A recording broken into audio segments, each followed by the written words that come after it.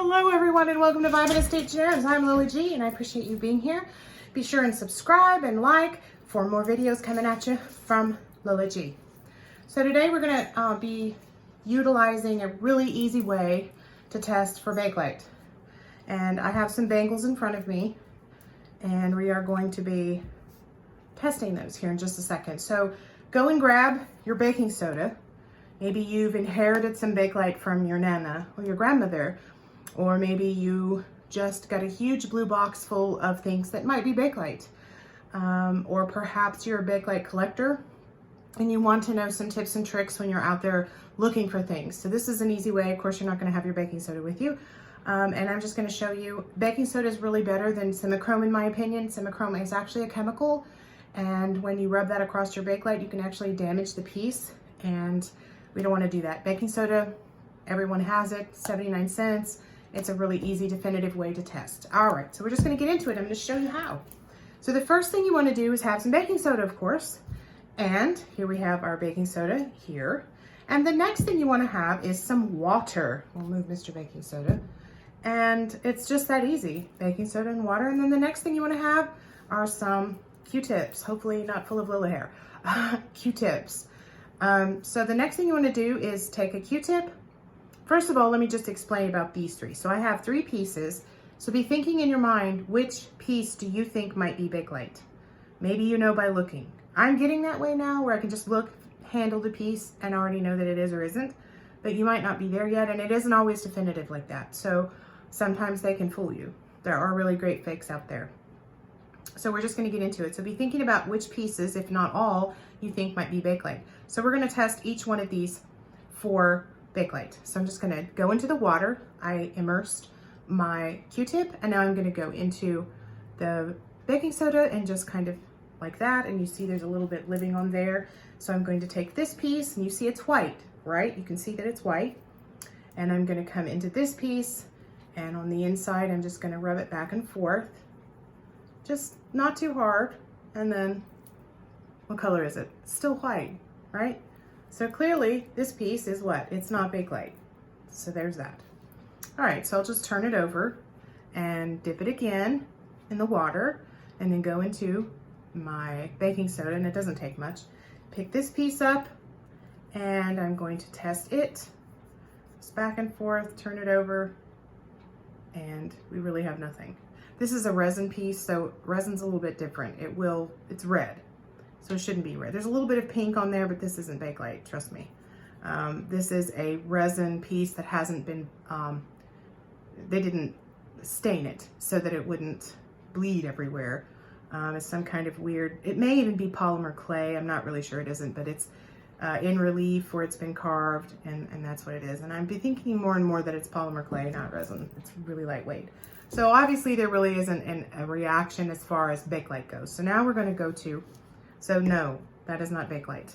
We're going to go into and get another Q-tip and pick up some more baking soda, and we're going to come into this piece. And we're just gonna, more water. We're gonna rub it back and forth. Oops. If I can, I'm just gonna kinda, it doesn't take much. And now if you can see, it's yellow. And that's what you want. You wanna see that nice yellow color change. The thing about Simichrome is it's pink. So if you have something that's pink and you go rubbing it on something, you may think that it's Bakelite when it isn't. So the golden kind of yellowy color here, sometimes it'll be a bright orange or a bright yellow, that's Bakelite. And what happens is there's a chemical reaction between the Bakelite, and if you keep rubbing it, it'll just get darker because I have. But it doesn't damage it, and then you just go wash your Bakelite off and you're good. So let's say, this is the Bakelite piece obviously, let's say you're out at Goodwill or you're out at an estate sale or an auction and you really aren't sure. Maybe you come across something like this and you're sort of like, that might be Bakelite, I don't know. Well, there are some ways to tell if something's Bakelite or not. So one of the ways is to look at the piece and examine it for what's called Bakelite Patina. So Bakelite over time will sort of, you can see it here in the carvings, and that's typically where you will see it. It gets this kind of beigey gack on it, almost like it's growing something there. That isn't dirt, that's actually like a patina. And if you go trying to wash it off, it doesn't come off really easily. You have to kind of scrub it. It's almost like a film that sort of grows over the piece. And for collectors, that's a telltale sign that it is indeed Bakelite. The other is the weight. So if I compare these two bangles, this bangle is very, very heavy, whereas this one's very, very light. The same with this one, light. This one's really, really heavy. Bakelite is heavier than plastic or resin or clay. It's just it's very dense and very heavy. The other thing is the Clack Test. This one's a little more difficult. I don't know if the camera or the audio will pick it up or not, but Bakelite, when you clack it against anything or connect it with anything, it will make a clacking sound as opposed to a clicking sound. Now, what's the difference? You know, you're like, Lola, what's the difference? Well, the difference is the tone. So one tone is going to be a little deeper, hence the name clack, and the other tone is going to be lighter. So if I bang these two together, click, click, click, click, click, click, it's just a clicking sound. If I take this one, it's deeper, clack, clack, clack. You get a clacking sound. If you take two pieces of Bakelite and bang them together, then you really get your clack. You can just, it's really deep and it's clack, clack, clack, and you can feel the weight of the pieces. So clack, clack, clack, click, click, click. You can kind of hear the difference between the two. So the Clack Test is another one if you're out there picking and you're not really sure to do. The other test that you can do when you're picking is to actually take the piece and rub it quite firmly and quickly and develop some heat and get some friction going, and then smell it. And what it should smell like is formaldehyde or something chemically. Difficult test to do now, especially because what are we doing? We're constantly hand sanitizing and lotioning our hands from the hand sanitizer, drying them out. Mine smell like lavender right now, so it's hard to tell sometimes. But it is definitive when you can get it right and your hands are clean, and you can do that.